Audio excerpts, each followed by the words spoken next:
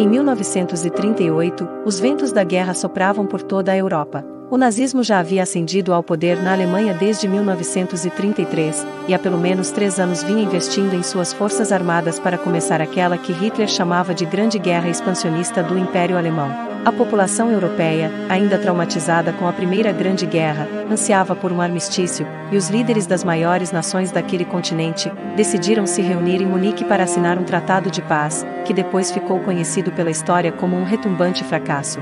É neste contexto turbulento que se desenrola a mais nova produção da Netflix, Munique, No Limite da Guerra. Adaptado de um romance escrito pelo escritor inglês Robert Harris, em que este cenário histórico é palco para uma narrativa de drama e espionagem, em que 2 amigos se encontram de lados opostos do conflito, tentando evitar aquilo que mais tarde se transformaria na Segunda Grande Guerra Mundial. É uma produção muito bem feita, que prima por cenários e figurinos impecáveis e sólidas atuações de seus atores principais. O ponto negativo é a tentativa de realizar uma espécie de revisionismo histórico, elevando a figura do primeiro-ministro inglês, Neville Chamberlain, como um hábil estrategista, quando ele na verdade queria apenas que a guerra não eclodisse durante a sua gestão.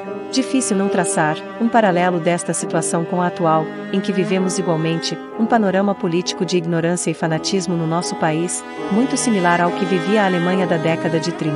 Assistindo ao filme, vieram à mente diversas reflexões. Dentre elas, o fato de que os interesses políticos, historicamente sempre vieram à frente dos interesses da população, e também fica evidente como o poder vigente, sempre foi muito tolerante com o fascismo. Sim, porque o fascismo, por mais nefasto que seja, ele mantém grande parte da população em profunda inconsciência, algo essencial para a manutenção das estruturas de poder. A grande prova disto é que, para adiar o iminente conflito, Inglaterra, França e Itália, as maiores potências europeias da época, decidiram entregar para a Alemanha um outro país, a Tchecoslováquia, que nem ao menos foi chamada para participar desta rodada de negociações. Ou seja, o destino de um país foi decidido à sua revelia, por outros países maiores. As causas desta tolerância ao fascismo são complexas e obedecem a processos históricos de formação da geopolítica europeia até aquele momento, e também aos interesses das estruturas de poder vigentes, algo que por si só merece um outro vídeo só para se falar disto. Mas, o que queremos discutir aqui é, como mesmo derrotado, o fascismo sobreviveu à guerra.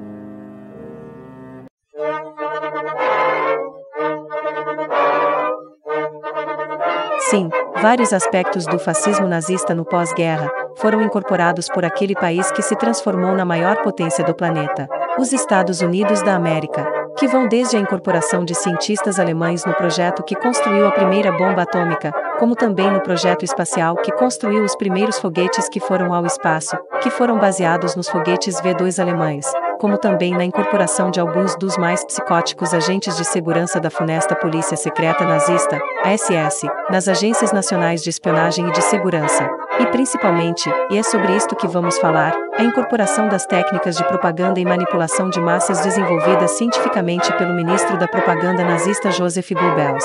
Goebbels, que era doutor em filosofia, definiu estas técnicas com as seguintes palavras: a propaganda jamais apela à razão, mas sempre à emoção e ao instinto. E os Estados Unidos no pós-guerra se lambuzaram profundamente com estas ideias, as transformando em política de Estado e as incorporando em todas as formas de publicidade que existiam, desde a política até as vendas, as fazendo correr o mundo, construindo no imaginário popular uma imagem dos Estados Unidos como um país defensor da liberdade, o que lhe trouxe a simpatia e a cooperatividade de boa parte da população mundial. Pode-se dizer que a ascensão dos Estados Unidos como maior potência do planeta se deu, em grande parte pela correta aplicação das técnicas nazistas de propaganda. Ou seja, foram os Estados Unidos que soltaram para o planeta inteiro o gênio que estava preso dentro da garrafa do nazifascismo alemão. Na área das vendas, esta técnica de manipulação de massas assumiu o imponente nome de marketing e ganhou status de inocente ferramenta de venda de produtos. E quem as estuda e aplica são vistos como profissionais competentes, e não como pessoas que criam táticas para enganar e manipular um grande grupo de outras pessoas, as induzindo de maneira artificial à compra de determinados produtos que elas não precisam. Ou seja, a propaganda manipulativa, nos tempos atuais, é totalmente transparente. E é baseada em pesquisas de mercado, coleta de dados, entrevistas e estratégias, todas travestidas com o manto da ética. Por conta disto, no pós-guerra, as empresas estadunidenses se tornaram gigantes e começaram a estender suas ramificações por todo o planeta, uma vez que não vendiam somente um produto, mas sim todo um ideal de liberdade e um comportamento cultural que também fora massificado globalmente pelas produções cinematográficas de Hollywood. Sim, o cinema estadunidense sempre foi o porta-voz do American Way of Life, mostrando uma realidade artificial dos Estados Unidos, onde todos que vivem lá são bonitos, livres, inteligentes, prósperos e possuem hábitos descolados que acabam se transformando em moda. Podemos observar claramente uma guinada nas produções do cinema estadunidense no pós-guerra, de inocentes histórias de romances ou musicais, para epopeias maniqueístas com ataques, contra-ataques, muitos tiroteios, explosões pirotécnicas, perseguições em velocidade, ameaças nucleares, muito sangue, muita dor. E tudo isto sempre encerrado em finais felizes e apoteóticos conduzidos por heróis de nacionalidade norte-americana, debelando de forma agressiva os terríveis inimigos que eram sempre de nacionalidade alemã ou russa, ou de qualquer outro país que os Estados Unidos elencasse na vida real, como provável inimigo, e quisessem manipular a opinião pública contra. Tudo isto também, seguindo a velha fórmula da estrutura mitológica descrita por Joseph Campbell em seu livro O Herói de Mil Faces, em que ele desvenda uma estrutura arquetípica comum a todas as histórias e mitologias de sucesso já criadas desde o início da humanidade. Mas isso também é um tema que precisaria de um vídeo dedicado, para ser melhor desenvolvido. Na atualidade, o panorama evoluiu para uma propaganda mais étnica, onde encontramos os malignos vilões sendo retratados como latinos traficantes e muçulmanos terroristas. Também vemos como padrões étnicos de representação estereotipada, porém menos agressiva, os negros como malandros, os orientais como meros coadjuvantes e europeus como exóticos e atrapalhados ajudantes dos descolados heróis estadunidenses. Com o passar do tempo, esta forma de marketing cultural manipulatório, inicialmente disseminado pelo cinema, foi se adaptando para as novas mídias, conforme elas se popularizavam. E, atualmente, as vemos também nas produções para TV, nos quadrinhos e nos videogames. Neste contexto, também temos o jornalismo, já que informação e propaganda muitas vezes se confundem. E, desta forma, é fundamental o controle das notícias que chegam até a população em geral. O filósofo Michel Foucault dizia que o poder só é efetivo quando ele constrói saber.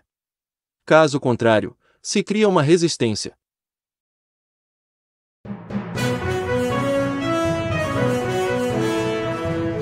Nesse sentido, o jornalismo é um instrumento estratégico para a seleção e circulação dos saberes que melhor convém ao poder dominante.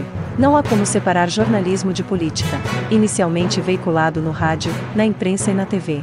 E, atualmente também na internet, o jornalismo é um importante canal condutor desta propaganda de manipulação de massas. Neste imenso projeto, o jornalismo cumpre uma função muito importante, que é a de criar uma simulação de realidade para o seu público, que seja mais favorável para aqueles que pagam pelos caros espaços publicitários de suas emissoras. Resumindo, muito embora o lema do jornalismo seja a busca da verdade, este nunca trabalha com a verdadeira história, mas sim, com a história que melhor convém aos seus patrocinadores. Na verdade, observando as diversas faces da propaganda nazista que são empregadas na atualidade, percebemos que, direcionada para vendas, sob o rótulo de marketing, é a face que rege as transações comerciais no mundo moderno. Direcionada para distribuir informação, sob o rótulo de jornalismo, é a que cria a simulação de realidade em que as pessoas vivem sem saber. E, direcionadas para entreter, sob o rótulo de mídias, é a que divulga as visões de mundo que são favoráveis para quem as produz. Ou seja, a propaganda nazista que louvava a divindade fascismo, agora se ajoelha para o Deus mercado. Entidades que no fundo, não são tão diferentes assim. Algo tão surreal, que ficamos estarrecidos ao ler obras distópicas como 1984 e Admirável Mundo Novo, e ao assistir produções como Black Mirror e O Homem do Castelo Alto, e nem nos damos conta de que atualmente, vivemos em uma realidade muito similar às retratadas nestas obras de, aparentemente, ficção. É óbvio que estas técnicas nazistas de propaganda foram aperfeiçoadas e potencializadas, com os avanços científicos nas áreas da psicologia, da antropologia, da simbologia e da ciência comportamental. Assim como também foram adaptadas as novas ferramentas que foram surgindo com a evolução tecnológica, chegando atualmente ao seu ápice no meio de mídia de maior alcance de pessoas já desenvolvida, a internet. Com o avanço das ferramentas mais modernas na tecnologia da informação, como data science, Big Data e inteligência artificial, estas técnicas de propaganda de manipulação de massa se tornaram mais velozes, mais abrangentes e mais selecionadas, assumindo uma face diferente de acordo com o seu perfil pessoal, que é rastreado e catalogado pelos modernos algoritmos dos mecanismos de busca e das redes sociais, ou seja, na era moderna, não existe mais uma forma de propaganda geral para toda uma população, mas sim diversas propagandas construídas especialmente para cada grupo ou nicho, ou até mesmo, propaganda individuais montadas por algoritmos, de acordo com os gostos, preferências e inclinações ideológicas pessoais de cada indivíduo.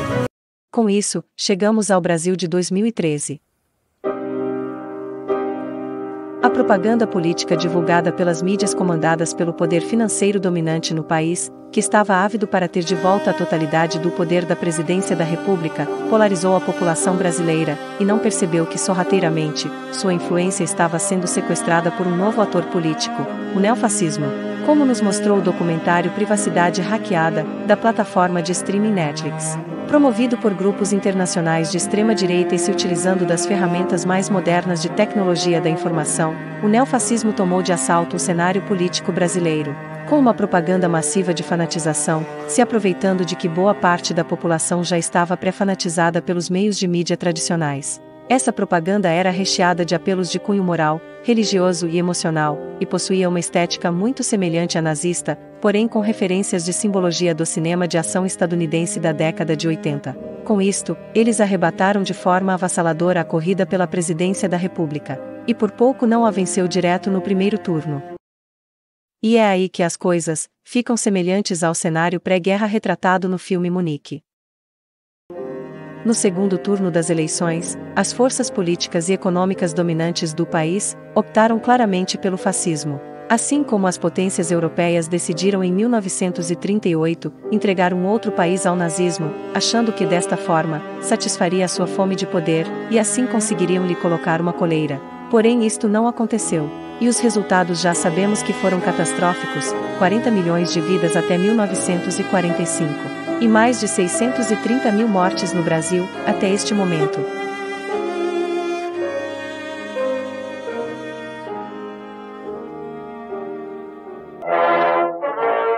Se você gostou deste vídeo, considere deixar seu like.